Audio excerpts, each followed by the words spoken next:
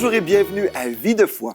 Aujourd'hui, j'ai le plaisir de recevoir le pasteur Donato Anzalone qui nous vient de la Suisse. Bonjour, pasteur Donato. Bonjour, pasteur Joël. Gloire à Dieu, merci d'être avec nous aujourd'hui. Nous sommes dans une étude biblique sur la guérison divine. Hier, on était hyper bénis. On a parlé des obstacles qui peuvent être là, qui nous empêchent de recevoir la guérison. Et aujourd'hui, on va parler en fait de la foi. Et il y a des niveaux différents de la foi pour recevoir la guérison.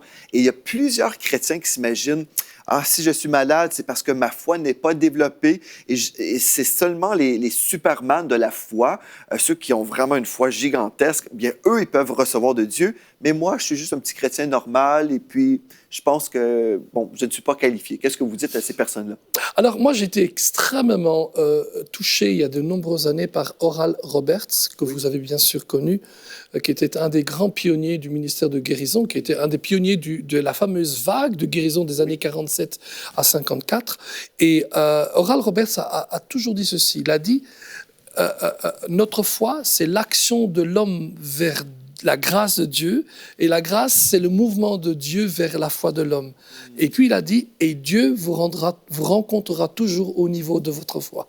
Et ça m'a tellement libéré. Wow, c'est merveilleux. Redites-nous ça. Ouais. La grâce, c'est le mouvement de Dieu vers l'homme. La foi, c'est le mouvement de l'homme vers Dieu, mais la grâce de Dieu nous rejoint toujours au niveau de notre foi, quelle qu'elle soit. Wow. Ce qui compte pour Dieu, c'est qu'on ait de la foi. D'ailleurs, Jésus le dit, si votre foi n'est pas plus grande qu'un petit grain de sénévé. Un grain de sénévé, c'est simple. Vous mettez vos 4 doigts ici, les 2 index et le pouce ensemble, vous faites le plus petit trou que vous pouvez, et le grain de sénévé, il rentre encore dedans. Il dit, s'il n'est pas plus grand que ça, déjà là, vous pouvez transporter une montagne.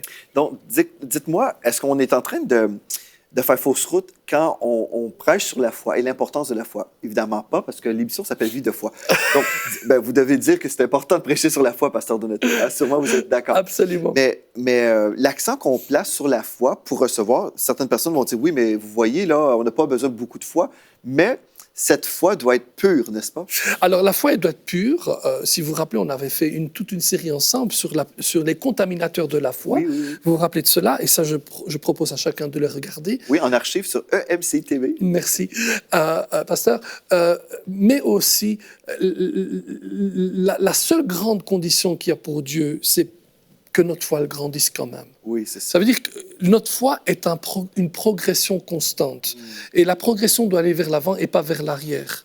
Et donc, il faut qu'elle continue à grandir. On est tout à fait d'accord avec ça. Mais dans notre cheminement, on peut s'attendre à ce que Dieu vienne toujours nous rencontrer. Dieu. Ceci veut dire qu'un nouveau chrétien qui connaît à peine la parole de Dieu, il peut recevoir également des miracles de Dieu. Amen. Et même un vieux chrétien qui a été enseigné, je dis un vieux, là, mais un chrétien non, c'est une bonne chose. Mais quelqu'un qui lit la parole de Dieu, mais qui a peut-être lu plusieurs livres théologiques remplis de doutes, même cette personne-là peut être secourue dans son incrédulité. Dieu peut venir l'aider et se révéler à cette personne. Et la Bible nous dit la foi vient de ce qu'on entend et ce qu'on entend vient de la parole de Christ. Donc, cette semaine, ce qu'on est en train de faire, on va entendre des paroles de Dieu constamment sur la guérison et puis notre foi sera bâtie et c'est un message tiré de la parole de Dieu. Donc, c'est certainement une foi qui va être pure également. Et on va voir vraiment aujourd'hui les niveaux différents. Donc, je vais vous inviter, pasteur Donato, commencer au début, la foi qu'on doit tous avoir pour recevoir de Dieu. Oui, en fait, ce qu'on va faire, c'est qu'on va voir des histoires ensemble. Aujourd'hui, ça va être une étude biblique d'histoire. Et à chaque histoire, on voit un niveau différent de foi. Et le tout premier est intéressant, parce que j'entends souvent dire ceci. S'il n'y a pas de foi dans votre église, vous ne pouvez pas être guéri. Et on a l'impression qu'on met un blâme. Des fois, on met le blâme sur les gens, et des fois, on met le blâme aussi sur les gens qui nous entourent. Et on se dit, mais s'il y a de l'incrédulité, alors il ne peut plus y avoir de la foi. Eh bien, même en plein milieu d'incrédulité, la Bible dit que Jésus a guéri des gens. Ça me fait penser donc à ce passage qui est Marc au chapitre 6, les versets 1 à 6, où Jésus retourne à Nazareth. Et là, les gens disent, mais qui est celui-là ? Ils disent, mais n'est-ce pas le Jésus que nous avons vu grandir, ses frères et sœurs sont parmi nous, n'est-il pas le fils de Marie, etc. Et tout. Et la Bible dit, et on va lire surtout ce passage-là, le verset 5, et il ne put faire là aucun miracle, si ce n'est qu'il imposa les mains à quelques malades et il les guérit. Et il s'étonnait de leur incrédulité. Là, on sait, et je crois qu'on en a déjà parlé plusieurs fois ensemble, vous êtes venus dans mon église, vous avez vraiment aussi été très très clair là-dessus quand vous avez parlé à mes leaders. On sait que l'incrédulité ici est le résultat d'une familiarité. Ils ont dit, mais on le connaît celui-là, c'est le petit gamin de la rue. On le voyait jouer avant. Même ses frères sont encore parmi nous. Et c'est là que Jésus dira, nul ne peut être prophète dans sa propre nation. Hein? Mais cette incrédulité due à la familiarité a fait en sorte que ça a bloqué le flux miraculeux de Jésus. Mais malgré cela, il a encore accompli des guérisons. Et ça, c'est ce qui m'a beaucoup rassuré à moi. C'est merveilleux, malgré ça. Mais si nous savons que nous sommes trop familiers avec notre pasteur, par exemple, bien, on devrait chercher à changer, n'est-ce pas? Bien sûr. Je me souviens, mon ami pasteur Alain Patrick Tsengue, qui est le pasteur apôtre sur plusieurs églises en France, même au-delà, même en Afrique aujourd'hui, bien, il me racontait qu'il voyait beaucoup de miracles dans plusieurs églises. Et quand il prêchait chez lui, à Paris, peut-être je me trompe, peut-être c'est à Rennes, bref, pasteur Alain va peut-être suivre l'émission, va dire c'est pas dans telle église, mais dans son église locale. Il avait prêché, il a dit, vous êtes trop familier avec mon onction, avec l'onction que Dieu a déposée sur ma vie, parce qu'il voyait des miracles partout, sauf dans son église. Et il a dit, je refuse que vous soyez familier avec moi, avec l'onction que Dieu a placée sur ma vie. Et quand il a adressé la situation, il y a eu des miracles. Après, vraiment, les choses ont changé dans son Église. Donc, la familiarité, justement, comme vous dites, c'est quelque chose qu'on veut chasser de notre vie. Oui, et en effet, je suis allé chez lui prêcher il y a quelque temps, et j'ai eu beaucoup de miracles là. Et je crois que, justement, parce qu'il a redressé les choses, ça a été non seulement bon pour lui, mais aussi pour les serviteurs de Dieu qui viennent avec lui. Amen. Parce que ça nous arrive aussi qu'on va quelque part, mais on ne reçoit plus la parole de Dieu, parce qu'on se dit « Ah, mais on a déjà entendu celui-là, on connaît son message et tout. » Eh bien, mais ce qui est vraiment formidable ici, c'est que malgré cela, il y a quand même eu des guérisons. Donc, il y a de l'espoir pour nous aujourd'hui. Amen, amen. Et je crois qu'on doit faire attention de ne pas blâmer les gens. Ni se blâmer soi-même, ni blâmer les autres. Et savoir que Dieu est encore souverain, mais c'est une bonne souveraineté là. Amen. Il est au-dessus de nos obstacles, au-dessus de nos circonstances. Et s'il y a un petit peu de foi, parce qu'il est, j'allais dire en anglais, obviously, il est évident qu'il y en avait qui avaient été incrédules, mais certains ont commencé à croire. Et si vous êtes même dans une église qui ne croit pas, vous croyez. Amen. Et recevez de la part du Seigneur maintenant. Amen, gloire à Dieu. Donc, ça, c'est notre premier point. Et le deuxième point que vous voulez mentionner. Et laissez-moi terminer par cette petite phrase. Une foi morte est aussi bonne qu'un Jésus mort.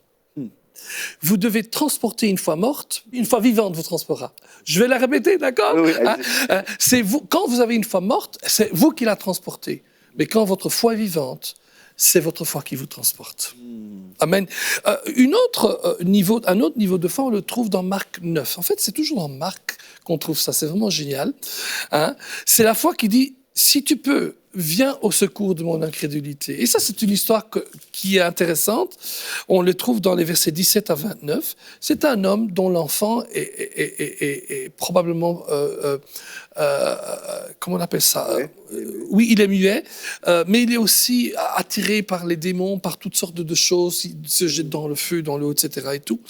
Et donc, il demande à ses disciples de l'aider. Et les disciples ne réussissent pas. Et puis finalement, Jésus dit, crois seulement. Et l'homme dit, je crois, viens au secours de mon incrédulité. Enfin, il dit si tu peux, hein, aide-le. Et il dit, je crois, viens au secours de mon incrédulité. Et là, on voit que c'est une foi faible.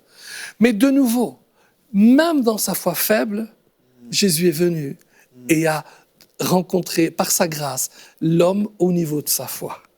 Et il a chassé le démon et l'enfant était guéri. C'est ça qui m'épate à moi. C'est que Jésus vient toujours nous retrouver au niveau de notre foi.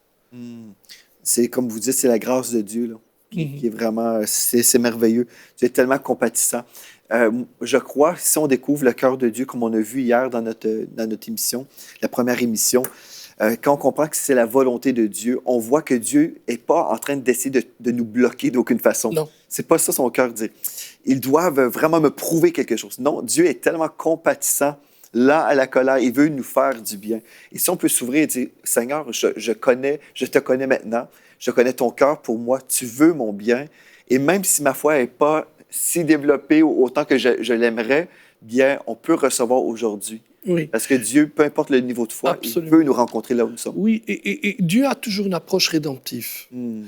Jésus est venu non pas pour condamner le monde, mais pour sauver le monde, Amen. ceux qui vont croire en lui. Et donc, pour nous, c'est important de se réaliser cela. Lorsque même notre foi est faible, dans le cas-ci, la foi de cet homme était faible pour une raison. Il dit, je crois, viens au secours de mon incrédulité. Dans un sens, ça a l'air d'être paradoxal. Comment on peut à la fois croire et être incrédule? Et je crois que la meilleure manière de l'expliquer, c'est ceci. La Bible dit, si tu dis à cette montagne, ôte-toi de là et jette-toi dans la mer, si tu crois et ne doutes point dans ton cœur que ce que tu dis arrivera, tu auras ce que tu as dit. Amen. Et le centre de la foi, c'est notre cœur. La foi doit venir du cœur et pas de notre intellect. Et la règle, elle est ceci. Je peux croire dans mon cœur sans croire dans mon intellect et obtenir ce que j'ai besoin. Expliquez ce que vous voulez dire. Je vais le dire en disant l'autre phrase, mais si je crois dans mon intellect et pas dans mon cœur, je ne l'aurai pas. Parce que la foi vient du cœur. Il y a des gens qui croient parce qu'ils le voient, parce qu'ils l'entendent, mais cette foi n'est pas ancrée dans leur cœur. C'est une foi mentale, c'est une foi qui donne son accord, mais c'est un accord mental. Ce n'est pas une conviction qui vient du cœur, mais la foi biblique, c'est une foi qui vient du cœur. Dans ce cas-ci, il me semble que s'il n'a pas eu de résultat avant que Jésus ne vienne, c'est que sa foi n'était pas du cœur, mais dans la tête. Il avait vu Jésus chasser les démons. Il avait même vu les disciples chasser les démons. Mais ça ne suffit pas de croire dans la tête, parce que j'ai vu. Mais c'est de demander à Dieu que ce que je vois devienne une révélation dans mon cœur. C'est la même chose avec le salut. C'est vrai. Charles Spurgeon a dit un jour, entre le ciel et l'enfer, il y a 30 centimètres. Il disait, il y a trop de monde qui croient dans la tête, mais qui n'ont jamais fait dans leur cœur Jésus le Seigneur de leur vie. Quand votre fille, Gabriella, a été guérie de cette maladie incurable, mortelle, comme vous avez mentionné, vous aviez vraiment une conviction spirituelle dans votre cœur que c'était la volonté de Dieu qu'elle soit guérie? Ah oui, oui. C'est ça. Nous l'enseignons depuis longtemps. Et je fais une petite parenthèse ici. Même malgré le fait qu'on enseignait que Gabriella était guérie par Jésus-Christ, même parce qu'on croyait dans la guérison et tout, et qu'on ne voyait pas de résultat, on continuait encore à croire la parole de Dieu. Ça ne change pas la parole de Dieu. Nos expériences ne changent pas la parole de Dieu. Et donc, on a continué à prêcher. Nous avions cette forte conviction, mais elle n'était pas mentale. Elle était dans notre cœur. C'est ça. Que c'était Dieu, d'abord la volonté de Dieu de la guérir, dans le sens qu'il voulait manifester la guérison, parce que nous étions convaincus que sur la croix déjà, il y a 2000 ans, Jésus avait guéri Gabriella. Il y a une autre chose aussi qui me vient dans mon esprit, c'est qu'il y a des gens qui vont supplier Dieu pour la guérison. « Oh, ça, s'il te plaît, guéris mon enfant, par exemple. » Mais quand on comprend, en fait, que Jésus a tout payé à la croix, en fait, nous sommes déjà guéris. Par ses meurtrissures, vous avez été guéris. Donc, ce n'est pas une question qu'on doit convaincre Dieu, parce que Dieu l'a déjà fait. Donc, c'est plutôt à nous de recevoir, n'est-ce pas? Oui, c'est à nous à toucher la grâce de Dieu. La grâce de Dieu vient au niveau de notre foi. Et donc, c'est à nous d'aller vers la grâce de Dieu. Je sais, Seigneur, que tu as guéri ma fille. Je sais que tu as guéri l'enfant. Je sais que tu as guéri mon épouse. Et ce qui nous compte à nous, c'est de recevoir cette révélation que pour le cas présent, quel qu'il soit, dans ce cas-là, Jésus aussi a touché et a guéri. Et c'est une marche avec Dieu. C'est tous les jours qu'on apprend. Gloire à Dieu. Il y a aussi un autre niveau de foi où vous dites un peu de foi. Oui. En fait, c'est l'homme qui vient vers Jésus. Il est lépreux. On en a parlé hier aussi. Oui. Et il dit, si tu veux, tu peux. Si tu veux, tu peux. Il savait qu'il peut. Mais il n'était pas certain qu'il pouvait. Et je crois que là... Qu'il voulait, ouais. Qu'il voulait, pardon. Et je crois que là, il y a vraiment une délimitation entre une foi petite et une foi qui commence à grandir.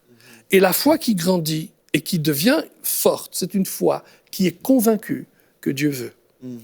Amen. Amen. Dans ce cas-là, il ne douta point des capacités de Dieu, mais il avait mis en question la volonté de Dieu. F.F. Bosport dit ceci: « Il est impossible de proclamer avec audace et hardiesse une bénédiction dont vous n'êtes pas sûr que Dieu vous offre. » En fait, on dit cette phrase qui est une phrase importante, c'est que votre foi ne pourra jamais surmonter votre connaissance de la parole de Dieu pour vous. Si vous n'êtes pas convaincu que c'est sa volonté, ben votre foi arrivera à une foi. Je sais que tu peux, mais je ne suis pas certain que tu veux. C'est ça.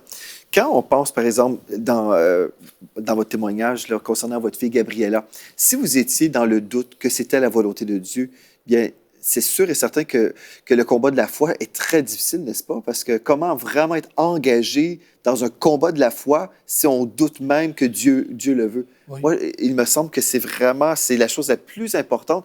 Et je crois en même temps que ce mensonge, en fait, c'est ce qui a vraiment volé le corps de Christ. Oui.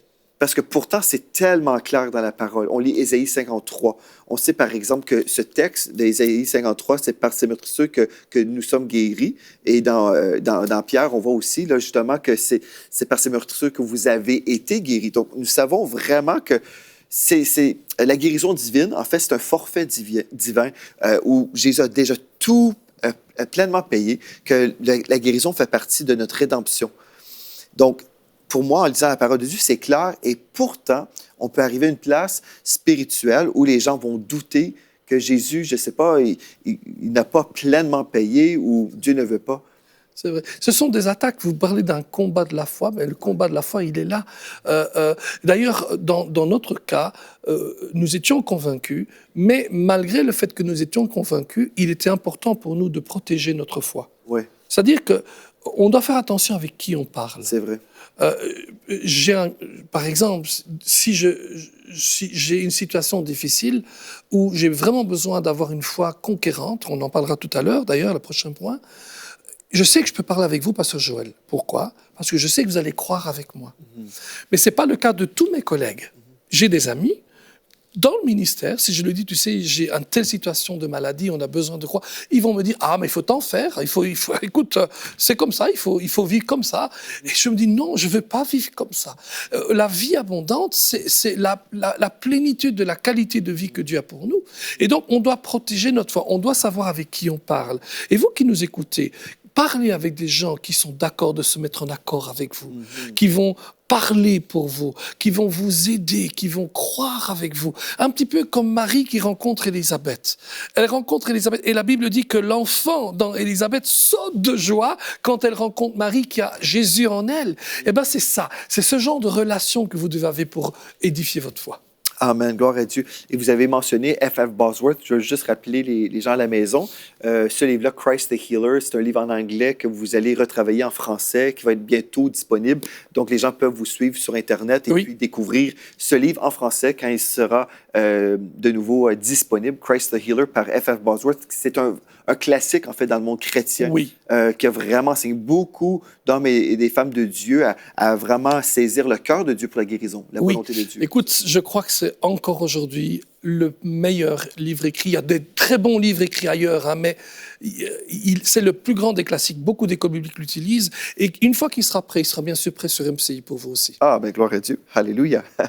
Donc, gloire à Dieu. Donc, aussi, un autre niveau de foi, la foi qui dit « si je peux ».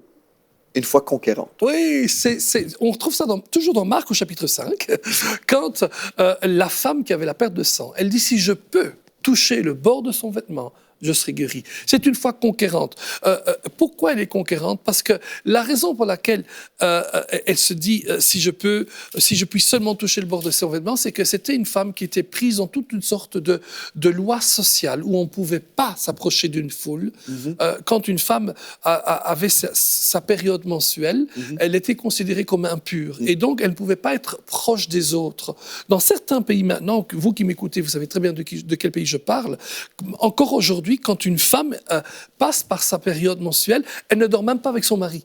Elle est considérée comme impure. Et donc, il y a cette séparation-là. Alors là, cette femme, elle était constamment considérée comme impure parce qu'il y avait un flux de sang constant. Et donc, elle a dû se frayer un chemin à travers la foule. Et alors qu'elle ne pouvait pas le faire, mais elle l'a fait. C'est une foi qui dit, si je peux, je vais me conquérir. Et il y a une détermination dans cette foi-là. Et je vous encourage aussi de ne pas vous laisser avoir par des lois sociales, par des canditons, de ce que les gens à côté de nous disent et tout, ou les canditons. Vous allez avec votre foi et vous allez toucher le manteau de Jésus. Ça me fait penser, en fait, à l'histoire de ma grand-mère, Grandma Spinks, qui était tombée dans une dépression. Et puis, son mari, bon, c'était quelqu'un d'une église plutôt conservatrice. Il ne croyait pas vraiment dans le miraculeux. Ma grand-mère a été baptisée du Saint-Esprit. Elle avait vécu des choses dans la présence de Dieu. Et puis, mon père aussi, d'ailleurs. Et puis, bon, ils allaient dans une église le matin. Une église conservatrice parce que c'était l'église de la famille et mon grand-père était conservateur. Mais le soir, ma grand-mère et mon père fréquentaient une église du plein évangile. On croyait dans le miraculeux. Mais ma grand-mère était tombée dans une dépression. Et puis elle a dit à mon grand-père, à l'époque, elle a dit, si je peux me rendre dans la réunion de Oral Roberts, sur le chapiteau. On n'en a pas parlé. Oui, elle dit, si je peux me rendre là-bas, je sais que je serai guéri. Et puis mon grand-père, qui ne croyait pas vraiment dans le miraculeux, il a dit, parfait, parce qu'il était tellement épuisé de voir sa femme souffrir, il a décidé, parfait, je t'emmène, je pense, dans l'Ohio, dans un État américain. Et puis ma grand-mère a été dans cette réunion et elle a été instantanément guérie là-bas. Donc, c'est comme vous dites, là, ici, si je peux me rendre, si je peux toucher la barre de son vêtement, je recevrai. Amen. Amen. Donc, il y a une différence aussi entre juste les enseignements sur la guérison et l'esprit de foi aussi. Oui, en fait, l'esprit de foi, les principes de la foi, on peut les enseigner. L'esprit de foi doit être capté. Oui. On doit l'attraper. Et ça, c'est important. Personne ne peut vous transmettre l'esprit de foi. Vous le captez. Rien qu'en écoutant maintenant cette émission aujourd'hui, vous êtes là en mesure de capter cet esprit de foi. Mon beau-père, c'est la même chose. Il avait une dépression nerveuse, mais une grosse dépression nerveuse. Et il était dans une église plus que conservatrice. Il était dans une église historique, si on veut, dans les Pays-Bas, très calviniste d'ailleurs.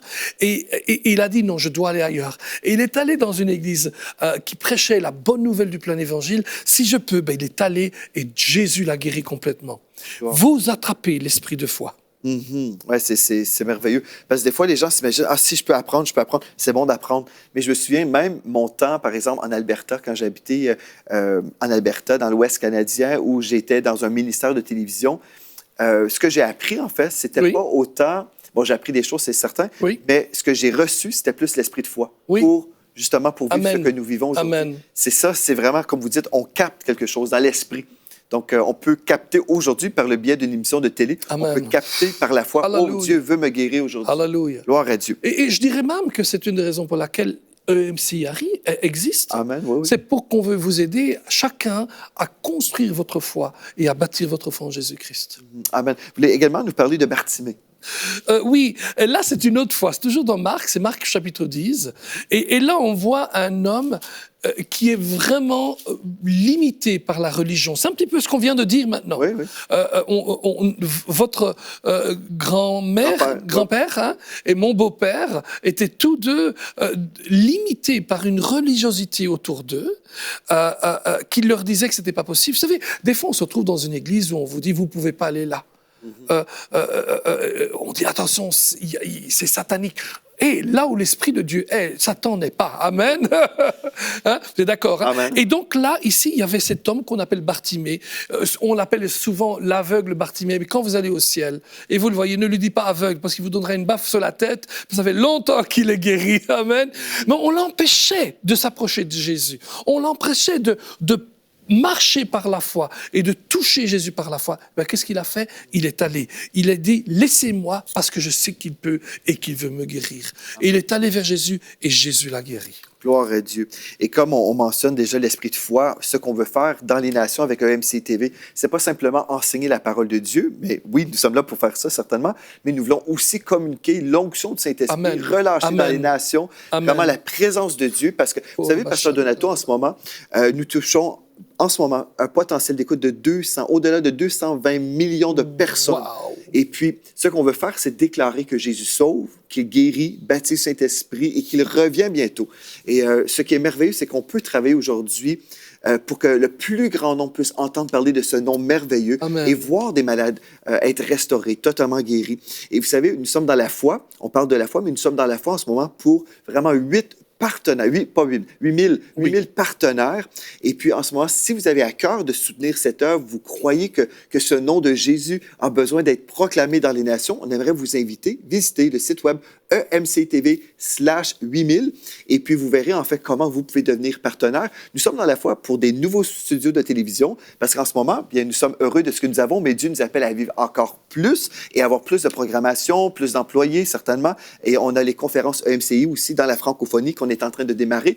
Et Académie EMCI. Wow. Donc, c'est EMCI Académie où on va former les hommes et les femmes de Dieu et même prendre des nouveaux chrétiens et leur montrer la base de la vie chrétienne. Bref, on a beaucoup de nouveaux projets et ensemble, on peut emmener EMCI dans une nouvelle saison spirituelle, mais on doit, comme vous dites, être dans la foi et être solidaires, partenaires ensemble. Donc, on veut vous inviter aujourd'hui. Vous pouvez devenir un partenaire dès aujourd'hui de EMCI TV. Nous sommes dans cette campagne de dons et nous croyons ensemble que Dieu est en train de parler à des gens qui deviennent partenaires. Et en terminant cette émission, Pasteur Donato, la dernière foi ou le dernier niveau de foi, en fait, c'est une grande foi. Oui, c'est une des seules fois où Jésus est étonné de la foi de quelqu'un. Quand le centurion vient vers Jésus, là je le trouve dans Matthieu au chapitre 8, il dit, Jésus, mon serviteur est malade. Jésus dit, je vais m'en vais le guérir. Il dit, non, ne viens pas chez moi, mais dis un mot. Et mon serviteur sera guéri. Amen. Et Jésus dira que c'est une grande foi. Jamais parmi les fils d'Israël, il a vu une foi si grande. Et peut-être que vous êtes en train de nous écouter aujourd'hui. Et vous vous dites, moi, je ne sais pas où je suis, mais je veux vous dire simplement, il y a 6 niveaux de foi qu'on a vus aujourd'hui. La bonne nouvelle, c'est que Jésus nous rencontre au niveau de notre foi. Amen. Amen. Il faut simplement croire. Si tu crois, tu verras la gloire de Dieu. Amen. Si Amen. Donc, je pense qu'il ne faut pas trop se concentrer sur notre niveau. « Ah, je suis où là? » et être angoissé. Si tu crois, tu verras la gloire de Dieu. Donc, croyons ensemble et on peut dire, Seigneur, tu dis vrai. Le psaume 103 nous dit que tu guéris toutes nos maladies. Donc, je reçois cette parole. Je crois que tu guéris mon corps et on veut déclarer aujourd'hui que Jésus est là où vous êtes. Nous déclarons dans le nom de Jésus la guérison divine de la tête aux pieds. Nous déclarons l'onction du Saint-Esprit qui brise le joug de la maladie. Et aujourd'hui, comme on est en train de se préparer pour cette émission, j'ai vu justement une personne, c'était votre œil droit. Je voyais qu'une personne souffrait et que votre œil coulait constamment et que c'était une sorte d'infection. Bien, dans le nom de Jésus, nous croyons qu'il a payé pour ça à la croix il y a 2000 ans. Je déclare par l'autorité du nom de Jésus-Christ, recevez votre guérison maintenant dans le nom de Jésus. Merci Seigneur Dieu parce que tu l'as fait il y a 2000 ans. Et aujourd'hui, nous recevons ce merveilleux don de la santé divine dans le nom de Jésus. Amen. Merci beaucoup, Pasteur Donato, d'avoir été là. Merci beaucoup, Pasteur Joël. Quelle joie d'être avec vous. Amen. On va poursuivre demain dans cette étude sur la guérison divine. On veut vous encourager également. Quand vous recevez votre guérison, écrivez-nous à videfoi@emctv.com. Donc, videfoi@emctv.com et dites-nous ce que Dieu est en train de faire dans votre vie. Ça nous réjouit toujours de voir que le Seigneur travaille par son esprit dans les nations. Et ensemble, nous voyons la gloire de Dieu. Donc, merci à vous d'avoir été là. D'ici à demain, soyez richement bénis. Nous entrons dans une saison de récolte glorieuse où nous croyons tous ensemble pour 8000 partenaires à 35 € par mois ou plus. Et ensemble, nous verrons des beaux studios, des conférences EMCI partout à travers la francophonie et même EMCI Académie. Joignez-vous à nous dans notre foi et nous verrons ensemble la gloire de Dieu. Dès maintenant, donnons pour faire entrer EMCI dans une nouvelle saison. Pour faire votre don, rendez-vous sur emcitv.com/8000.